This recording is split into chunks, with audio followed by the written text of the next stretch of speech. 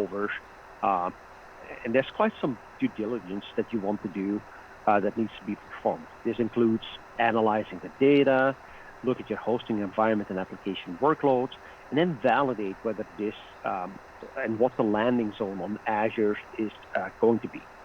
So one of the steps that we're doing first is provision the Azure destination, which is the target landing zone environment, is the final resting place of your cloud migration project. Uh, we could deploy and really configure this destination environment by using the Azure portal and manually provision, but it's actually not uncommon that this gets scripted using Azure Resource Manager or Azure CLI to spin up that destination environment. During your migration assessment, you would already have determined and planned which phase of migration or which approach to migration you're going to have, whether you'll be using a migration in an offline fashion or using a migration online for minimum downtime. So one of the tools we'll be using around that is the Azure Database Migration Service, which facilitates the online migration of MySQL to Azure DB for MySQL, supporting multiple versions of MySQL 5.6, 8.0, but you could also migrate AWS RDS MySQL workloads to Azure DB for MySQL. That can be done online from an on-premises MySQL installation, or it can be done using an offline fashion as well. In the online scenario, the migration service copies all the source data over to Azure and then continually performs synchronization between your source and destination database. Any of the transactions that are performed against the on-premises system will be copied to the new database in Azure, and this process continues until you've reconfigured your client applications to then use the new database in Azure. You then would terminate the synchronization operation and move it over and start optimizing.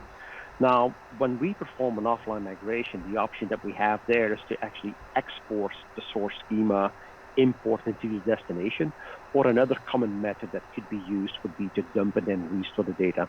We'll have a closer look on that in one of the next slides coming up. Now, as we provision the MySQL environment, you really will be selecting what's the Azure database for MySQL deployment. One of the initial steps is to go provision that environment. You could create that instance, as mentioned, by using the Azure database for MySQL Azure CLI command, which is AZ MySQL Server create command, which at that point will be configured and spin up the destination environment. During the creation of the server instance, you then decide which deployment option you want to accomplish or achieve. And there's two options that we have in that space. You could go for single server, which is a fully managed database service with minimal requirements for customization of the database. It's designed to handle most of your database management functions, such as patching, backups, high availability, security, minimal user configuration and control, because it's all fully managed on the Azure side using the servers. So the single server is actually the best suited for cloud-native applications designed to handle automated patching without the need for granular control that would typically have been managed by a database administrator. Now, what else you could do is you can decide that you would like to deploy a flexible server option. The flexible server option is really giving you more granular control with maximum control for the maintenance windows, high availability, zone redundancy, and so on. So there's a lot more fine-tuning and optimization you could do as part of flexible servers, a feature that is currently running in preview. So let's have a look on how we're going to be spinning that environment by provisioning an Azure DB for MySQL.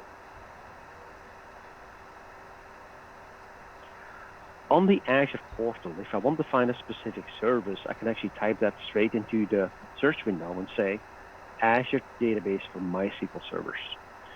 What I can do now is, in order to add a new database for MySQL servers, I could just click and add, and here's what I have the option to specify what's the service plan that I would like to use. Single server versus flexible servers. So as part of this demo, we're going to be setting up the destination environment